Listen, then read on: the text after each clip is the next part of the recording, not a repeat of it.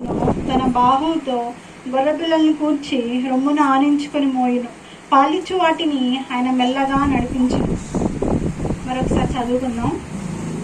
గొర్రెల కాపరి వలె ఆయన తన మందను మేపును. తన బాహువుతో గొర్రె పిల్లలను కూర్చి రొమ్మున ఆనించుకొని మోయును. పాలిచ్చు వాటిని ఆయన మెల్లగా నడిపించును. దేవుడు ఈ వాక్కు ద్వారా మనతో మాట్లాడుతున్నాడు. ఆమేన్. అయితే మనము ఫస్ట్ లైన్ మనం ఆల్రెడీ ధ్యానించాం 23వ కీర్తన ద్వారా. ఆయన ఏ విధంగా మనం పోషించాడు, మనం నడిపించాడని మనం చూసుకుందాం. అయితే నెక్స్ట్, తన బాహుతో గొర్రె పిల్లలను కూర్చి రొమ్మున ఆనించుకొని మోయును. పాలిచ్చు వాటిని ఆయన మెల్లగా నడిపించును. బాహువు అంటే చెయ్యి. ఆయన చెయ్యి ఏం చేస్తుందంటే గొర్రె పిల్లలన్నిటినీ ఒక దగ్గరికి చేర్చి ఆ గొర్రె పిల్లలన్నిటినీ ఆయన ఎత్తుకొని, అంటే ఆయన రొమ్మున ఆనించుకొని మోస్తున్నాడు. తర్వాత ఏవైతే పాలిచ్చినాయో, గొర్రెలు ఉంటాయో, ఏవైతే గొర్రెలు కన్నాయో ఆ గొర్రెలను ఆయన జాగ్రత్తగా నడిపిస్తున్నాడు. ఎందుకు ఆయన ఇలా చేయాలి అని అంటే, ఆయన ఎవరు?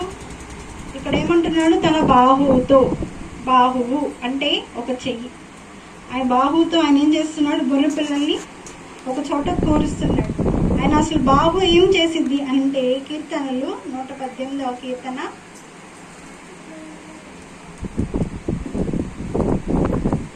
118వ కీర్తన 16వ వచనం. యెహోవా దక్షిణ హస్తము మహోన్నతమాయను. యెహోవా దక్షిణ హస్తము సాహస కార్యములు చేయను. ఆయన యొక్క హస్తము, దక్షిణ హస్తం అంటే కుడి చెయ్యి. ఆయన యొక్క చెయ్యి ఏం చేస్తుంది? సాహస కార్యాలు చేసిద్ది, గొప్ప కార్యాలు చేసిద్ది, ఆశ్చర్య కార్యాలు చేసిద్ది, ఉన్నతమైన కార్యాలు చేసిద్ది, యుద్ధాలు చేసిద్ది. అటువంటి గొప్ప చెయ్యి ఇప్పుడు ఏం చేస్తుందంటే గొర్రె పిల్లలన్నింటినీ ఒక దగ్గరికి చేరుస్తుంది. ఎందుకు ఒక దగ్గరికి చేరుస్తున్నాడు అంటే, యోహాను సువార్త 10వ అధ్యాయము 11వ వచనం. యోహాను సువార్త 10వ అధ్యాయము 11వ వచనం. నేను గొర్రెలకు మంచి కాపరిని, మంచి కాపరి గొర్రెల కొరకు తన ప్రాణము పెట్టును. ఆయన ఎవరు? గొర్రెలకు మంచి కాపరి. ఆయన గొర్రెకి ఏం కావాలో అన్ని చూసుకుంటాడు, దాన్ని పోషిస్తాడు, దానికి దాహం అయితే మంచినీళ్ళు ఇస్తాడు, పచ్చగల చోట్లకు నడిపిస్తాడు, శాంతికరమైన జలం వద్దకు నడిపిస్తాడు. ఎటువైనా గాఢంధకర పరిస్థితి వచ్చినా సరే ఆయన ఏం చేస్తాడు? భయపడక నడిపిస్తాడు. మనం ఏ విధంగా నడుచుకోవాలో మనకి ఆయన తెలియజేస్తాడు. శత్రువు మన మీదకి వచ్చినా సరే ఆయన ఏం చేస్తాడు? ఆయన మన కొరకు పోరాడతాడు. ఆ పోరాటంలో తన ప్రాణానైనా విడిచిపెడతాడు, కానీ గొర్రె పిల్లలను రక్షించటం మానేసాడు. అంత గొప్ప దేవుడు. దావీదు ఏం చేశాడు? గొర్రె పిల్లను రక్షించాడు. ఎలుగుబంటి నుండి, సింహం నుండి రక్షించాడు. అంటే ఎంత శత్రువు ఎంత బలాఢ్యుడైనా సరే తన గొర్రె పిల్లను రక్షించుకోవటానికి ముందుకెళ్తాడు తప్ప తన ప్రాణం పోయిద్దని వెనకంజే వేయుడు. అలాగే మన కాపరి ఎవరు? యేసుప్రభు వారు. యేసుప్రభు వారు అంత గొప్ప కాపరి, అంత సాహస కార్యాలు చేసి ఆయన ఈయనేం చేస్తున్నాడంటే ఈ యొక్క గొర్రె పిల్లలను దగ్గరికి చేర్చుతున్నాడు. ఎందుకు గొర్రె పిల్లనే దగ్గరికి చేరుస్తున్నాడు? అసలు మామూలుగా ఎవరు వీక్గా ఉంటారు? తల్లి కంది కాబట్టి గొర్రె వీక్గా ఉంటే గొర్రెని ఎత్తుకోవాలి. కానీ ఏం చేస్తున్నాడు? గొర్రె పిల్లని ఎత్తుకుంటున్నాడు. ఎందుకు గొర్రె పిల్లని ఎత్తుకుంటున్నాడు అంటే, లూకాసు వార్త 18వ అధ్యాయము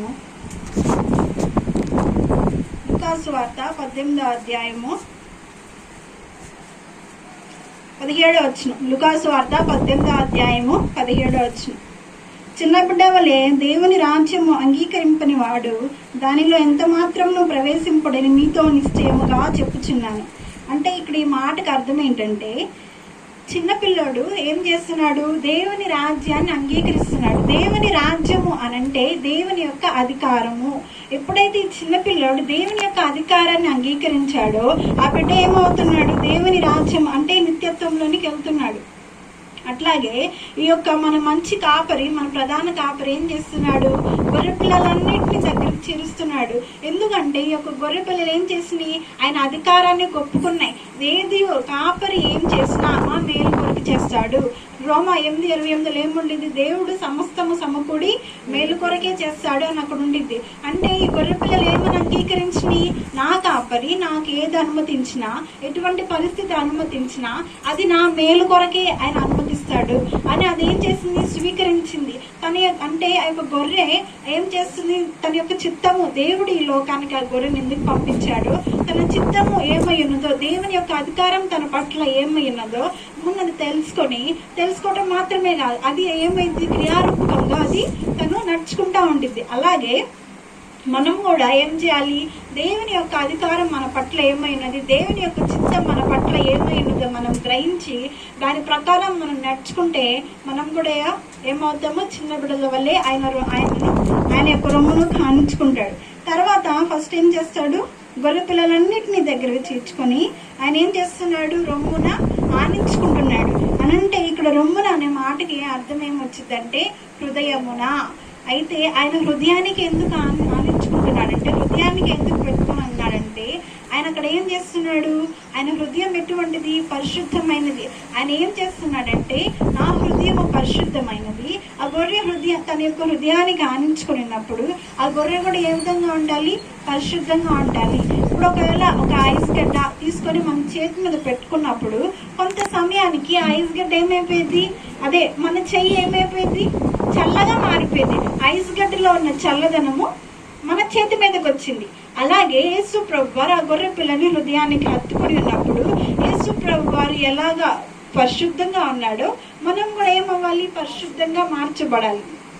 అయితే యాకోబు ఒక్కరోజు వంట చేస్తున్నాడు, చిక్కుడుకాయ కూర వంట చేస్తున్నప్పుడు ఏసావు వస్తాడు, వేటకెళ్ళి వస్తాడు. వచ్చి ఏం చేస్తాడు, నాకు బాగా ఆకలేస్తుంది, నేను చచ్చిపోయేలాగున్నా, నాకు అన్నం పెట్టానంటే యాకోబు ఇదే అవకాశం ఉంది అనుకుని, నాకు జ్యేష్ఠత్వం ఇచ్చే, నేను నీకు వండిస్తాను, కూర ఇచ్చేస్తాను అంటాడు. జ్యేష్ఠత్వం అంటే ఆస్తిలో 2 భాగాలు ఇచ్చేసే అంటాడు. ఏముంది, అతను ఏమంటాడు, అమ్మో నేను చచ్చిపోయేలాగున్నా, నాకు జ్యేష్ఠత్వం ఉంది కానీ ఇచ్చేస్తాడు.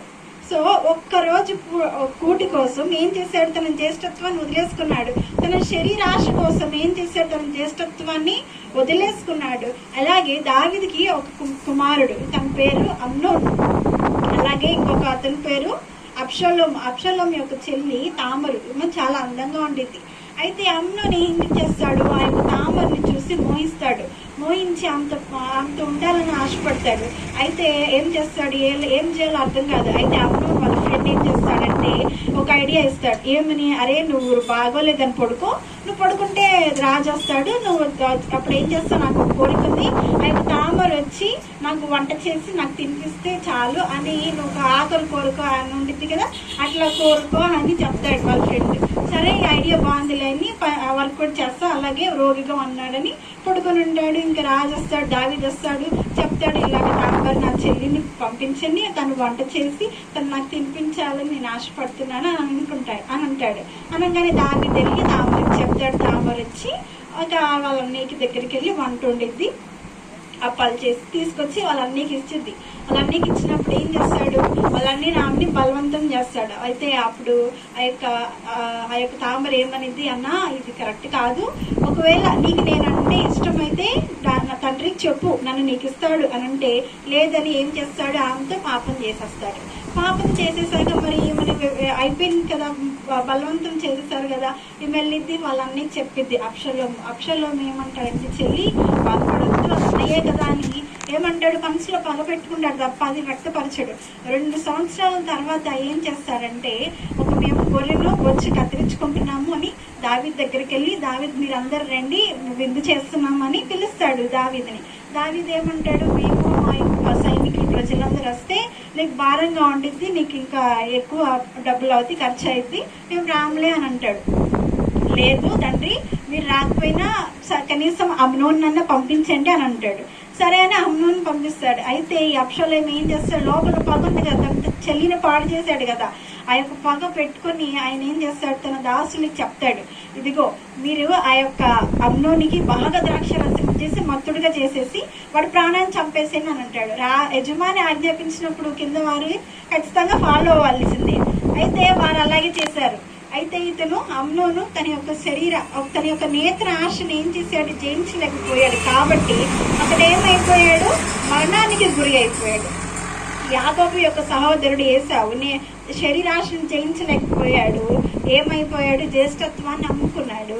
ఈ యొక్క అమ్నోను నేత్రాశను జయించలేకపోయాడు. ఏమైపోయాడు? మరణానికి పాత్రుడైపోయాడు. అలాగే జీవపు డంబము, మనమే గొప్ప అని హెచ్చించుకోవటం. ఒక ఉజ్జియా అనే రాజు ఏం చేస్తాడంటే గొప్ప గొప్ప దేవుడు తనకిచ్చిన జ్ఞానం ప్రకారం యుద్ధానికి కావాల్సిన గొప్ప గొప్ప పనులన్నీ చేస్తాడు.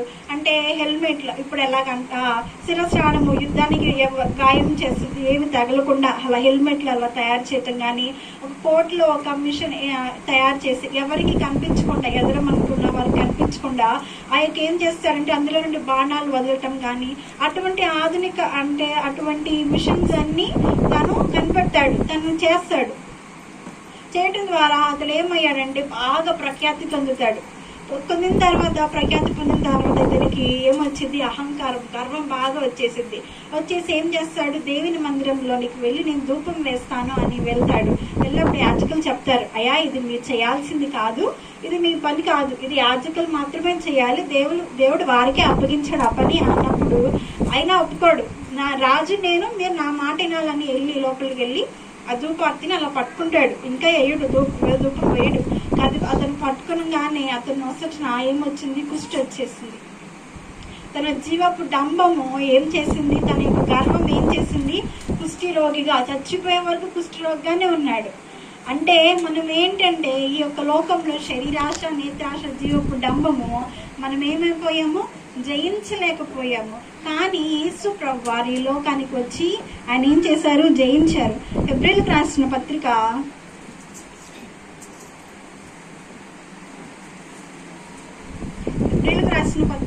4వ అధ్యాయము 15వ వచనం.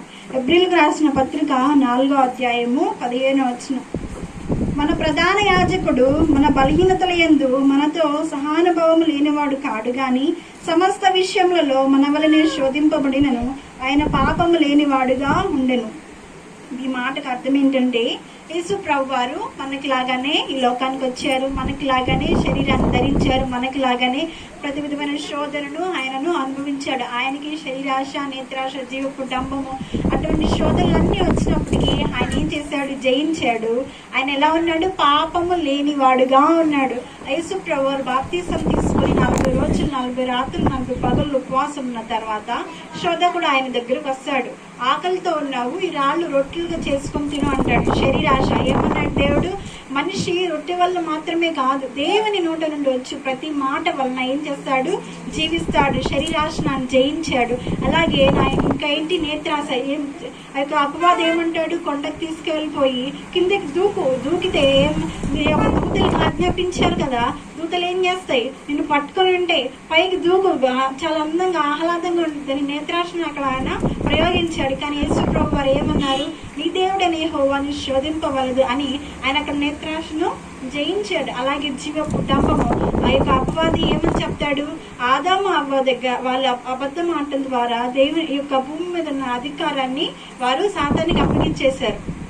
ఈ అధికారం అంతా నా చేతిలో ఉంది, నువ్వు ఎప్పుడైతే నా కాళ్ళకు మొక్కుతావో ఈ అధికారం అంతా నీకు ఇచ్చేస్తా అని అంటాడు.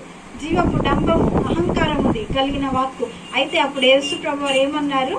సాతానా కొమ్ము అని వాడిని గర్దించాడు. ఈ లోకంలో ఉన్న శరీరాశ, నేత్రాశ, జీవపు డంబం ఈ మూడింటిని యేసు ప్రభు వారు జయించారు. అలాగే మనం కూడా దేవుడు ఏమని చెప్తున్నాడంటే ఆయన రొమ్మును ఆనించుకున్నాడు, తన హృదయానికి హత్తుకున్న మనం కూడా ఏం చేయాలి? దేవుడు ఏ విధంగా పరిశుద్ధంగా ఉన్నాడో మనం కూడా పరిశుద్ధంగా ఉండాలి. ఆయన నోటి మాట కూడా పరిశుద్ధంగా ఉంది. ఒక్కటి కూడా ఆయన వ్యర్థమైన మాట పలకలేదు. ఒకరోజు యేసు ప్రభు వారు విశ్రాంతి దినంలో దేవాలయానికి వచ్చినప్పుడు పూజ చేయగలవాడు అక్కడున్న ప్రధాన యాజకులు, అంటే అక్కడున్న వారు మందిరంలో ఉన్న వారు ఏం చేస్తారంటే యేసు ప్రభు వారు విశ్రాంతి దినంలో స్వస్థపరుస్తారా లేదా అని ఆయన్ని చూస్తూ ఉంటారు. అయితే అప్పుడు యేసు ప్రభు వారు వారి యొక్క కుయుక్తి యొక్క ఆలోచన చూసి హృదయంలోనే బాధపడతారు, హృదయంలోనే వేదనిస్తారు తప్ప నోటితో పాపం చేయలేదు. ఆయన ఏమంటారు? విశ్రాంతి దినమున మనిషిని రక్షించడం కరెక్టా, మనిషిని చంపేయటం కరెక్టా అని చెప్పి అతన్ని బాగు చేస్తారు తప్ప తన నోటితో ఆయన పాపం చేయలేదు. అంతే, అంత ఎంత పరిశుద్ధుడిగా ఆయన ఉన్నాడు, అలాగే ఈ యొక్క గొర్రె పిల్లలు ఏవైతే దేవుని యొక్క చిత్తాన్ని, దేవుని యొక్క అధికారాన్ని అంగీకరించిన ఈ యొక్క గొర్రెలు తన హృదయానికి హత్తుకొని ఉన్నాడు అని అంటే అవి ఏం చేయాలి? దేవుడు ఎంత పరిశుద్ధుడో ఆ యొక్క గొర్రెలు కూడా అంత పరిశుద్ధంగా జీవించాలని ఆయన ఆశిస్తున్నాడు. తర్వాత గొర్రెలు ఆనించుకొని ఆయన ఏం చేస్తున్నాడు? గొర్రెలు ఆనించుకొని మోస్తున్నాడు కదా. గొర్రెని ఇక్కడ గొర్రెని మోస్తున్నప్పుడు గొర్రె ఏమైంది? గొర్రెకి ఒక యజమానికి, ఒక కాపరికి ఏమైంది? ముఖాముఖి దర్శనం బాగా దగ్గరగా జరిగింది, ముఖాన్ని బాగా చూడగలిగింది. అంటే దేవుని యొక్క ముఖ దర్శనం చేయటం ద్వారా ఈ యొక్క గొర్రెకి ఏమొచ్చింది అని అంటే, యాకోబు దేవుని యొక్క ముఖ దర్శనం చేశాడు. ముఖ దర్శనం చేయటం ద్వారా ఏమైంది? తొడగూటి వసిలింది, కుంటోడైపోయాడు. కుంటివాడు అవటం వల్ల ఏమయ్యాడు? కర్రను ఆధారం చేసుకొని నడవగలిగాడు. ఆ కర్ర ఎవరో కాదు, యేసు ప్రభువారు. అలాగే యెషయా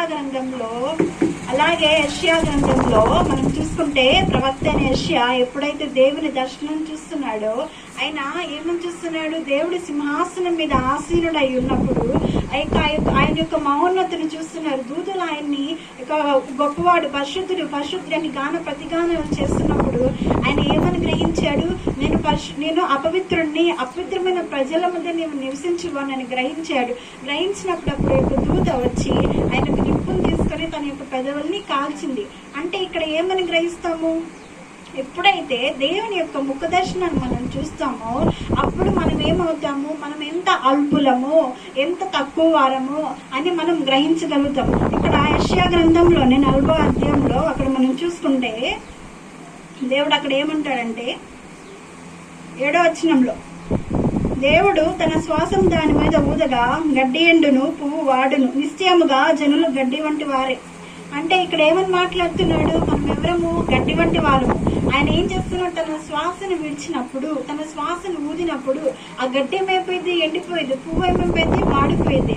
అంటే దేవుని యొక్క ఎంత గొప్పతనము మనం ముఖాముఖిగా చూసినప్పుడు, ఆయన ఎంత గొప్పవాడో మనం గ్రహించినప్పుడు మనం ఎంత అల్పులమో, మనము ఏమైపోయాము? ఊరికినే ఎండిపోయాం మన జీవితము, నీచమైన మన జీవితము అని మనం గ్రహిస్తాము.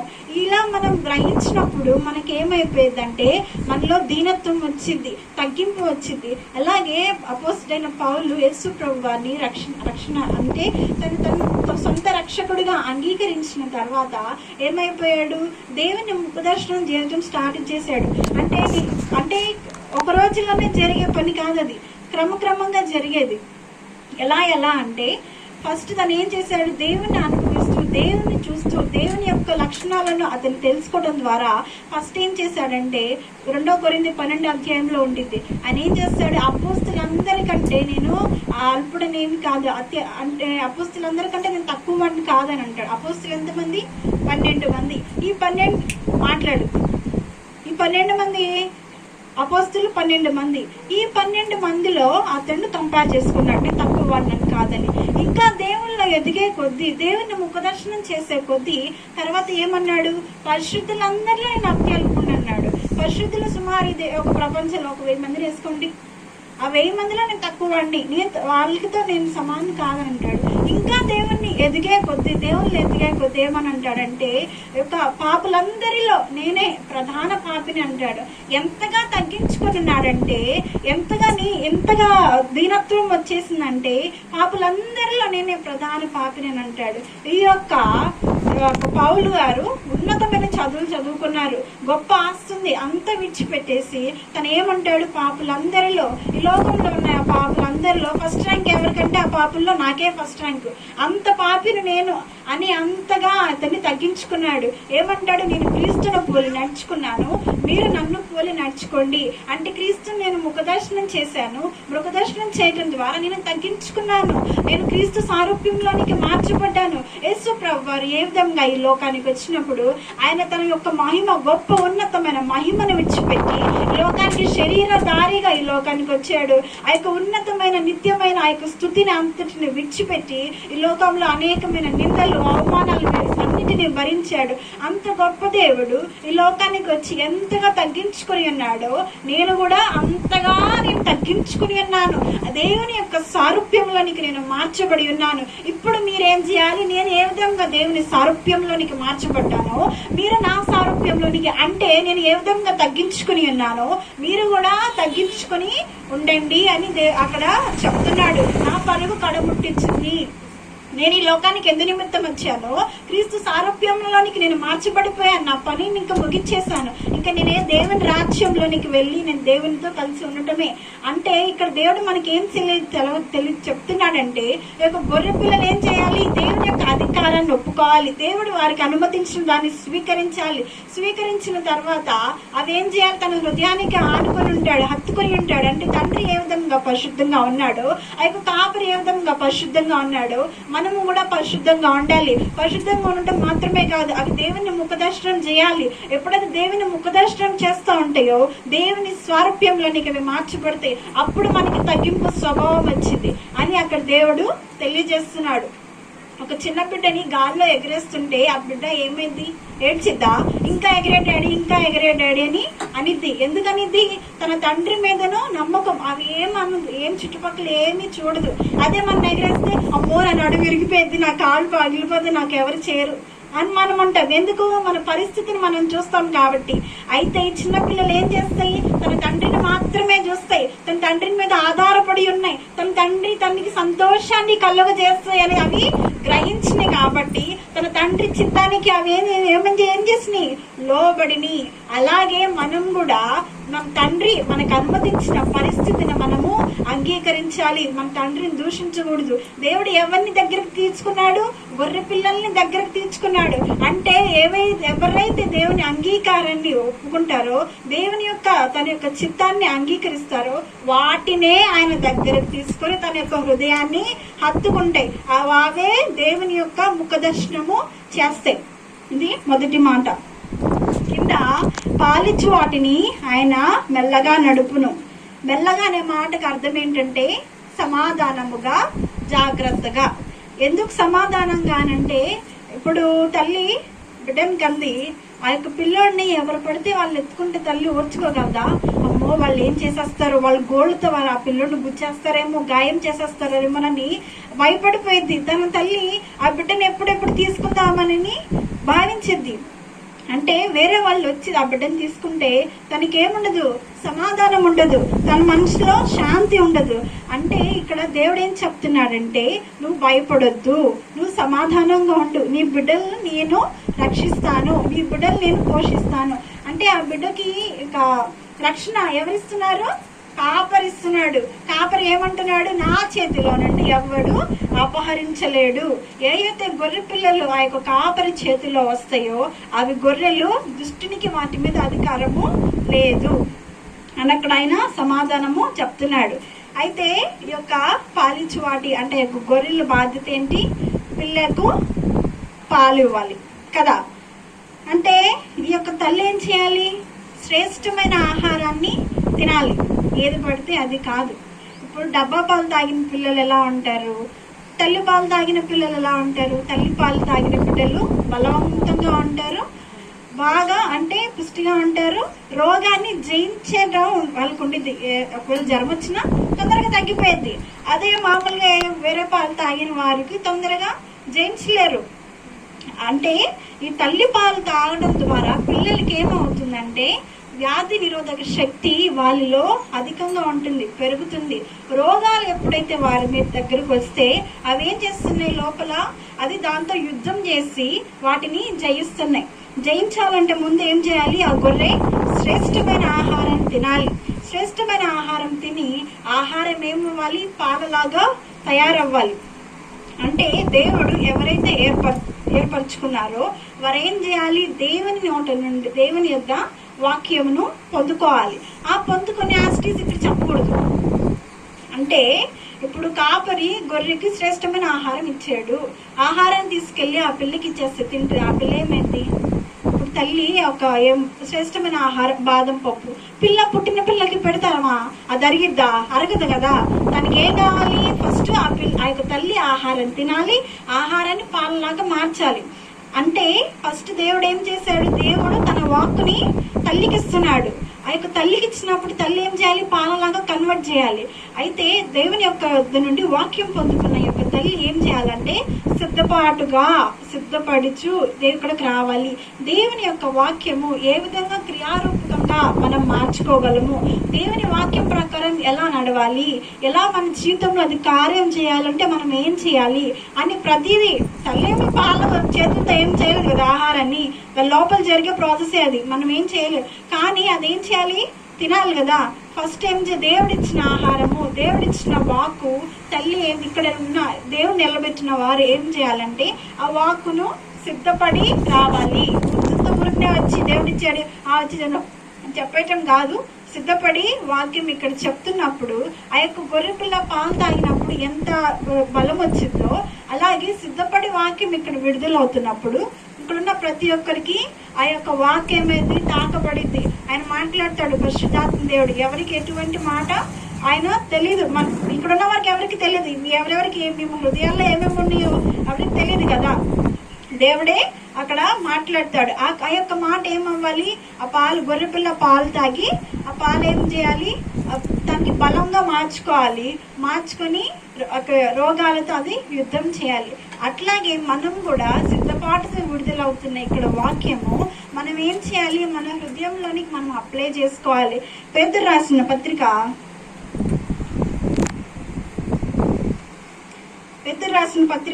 2వ అధ్యాయము 2వ వచనం. పేతురు రాసిన పత్రిక 2వ అధ్యాయము మొదటి పత్రిక. పేతురు రాసిన మొదటి పత్రిక 2వ అధ్యాయము 2వ వచనం. ఫస్ట్ వచనం నుండి, ప్రభు దయాళుడని మీరు రుచి చూచునేడుగా సమస్తమైన దుష్టత్వమును, సమస్తమైన కపటమును, వేషధారణను, అసూయను, సమస్త దూషణ మాటలను మాని కొత్తగా జన్మించిన శిశువును పోలిన వారై నిర్మలమైన వాక్యమును పాల వలన రక్షణ విషయంలో ఎదుగు నిమిత్తము ఆ పాలను అపేక్షించుడి. అంటే ఈ యొక్క సమస్తమైన ఈ యొక్క అసూయ, దుష్టత్వము, కపటము, వేషధారణ వీటన్నిటిని మనం జయించాలంటే మనం ఏం చేయాలి? నిర్మలమైన పాలు, శ్రేష్టమైన వాక్యము, సిద్ధపడి వచ్చిన ఇక్కడ విడుదలవుతున్న వాక్యాన్ని మనము స్వీకరించడం ద్వారా మనం మన హృదయంలో భద్రపరుచుకొని అది క్రియారూపకంగా మనము చేయటం ద్వారా అప్పుడు ఏమవుతుందంటే ఈ యొక్క వేషధారణ, కపటము, దూషణ వంటి ఇవన్నీ ఏమవుతాము? జయిస్తాము. గొర్రెపిల్ల ఏ విధంగా తల్లిపాలు తాగడం ద్వారా ఈ రోగాలతో అది యుద్ధం చేసి తను గెలిచిద్దో అటు రీతిగా మనం కూడా వీటిని జయించగలము. సో ఇప్పుడు మనకి అర్థమైంది కదా, మన మంచి కాపరి మనం ఏం చేయమంటున్నాడు? ఆయన చిత్తానికి తల వంచి మనం ఏం చేయాలి? ఆయన్ని ఒక అధికారాన్ని అంగీకరించినప్పుడు ఆయన హృదయానికి హత్తుకుంటాడు. ఆయన ఎంత పరిశుద్ధంగా జీవించాడో మనం కూడా అంత పరిశుద్ధంగా జీవించాలని ఆశపడుతున్నాడు. పరిశుద్ధంగా జీవించాలంటే ఆయన యొక్క వాక్కును మనము అంగీకరించి ఆ యొక్క పిల్లడు ఆ యొక్క వ్యాధితో ఏ విధంగా పోరాడతాడో ఈ వాక్యం చేత పట్టుకొని ఆ యొక్క శరీరాశ, నేత్రాశ, జీవ కుటుంబంతో మనము పోరాటం చేసి ఆయన ఎంత పరిశుద్ధంగా ఉన్నాడో మనం కూడా పరిశుద్ధంగా ఉండి ఆయన ముఖదర్శనం చేస్తూ ఎంతగా ఆయన మనం తగ్గించుకుంటూ క్రీస్తు సారూప్యంలోనికి మనము మార్చబడాలి. దేవుడు ఇదే మన నుండి ఆశించేది. ఈ వాక్కు మన వెనుకల్లో దీవించును గాక. ఆమేన్. పరిశుద్ధుడా, ప్రేమ కలిగిన దేవా, దయగలిగిన తండ్రి, నీ పరిశుద్ధమైన నామమున కొందనాలు ప్రభా. మీరు విడుదల చేసిన వాక్కును బట్టి వందనాలు అయ్యా దేవా. ఆ వాక్కు మా జీవితంలో కార్యశక్తి కలుగులాగున మీరు కృప చూపి మీరే సహాయం దయచేయండి. దుష్టుడు వచ్చి వాటిని ఎత్తుకొని పోకుండా తండ్రి మా హృదయంలో భద్రపరచమని యేసు అతి శ్రేష్టం నన్ను అడుగుచున్నాను తండ్రి.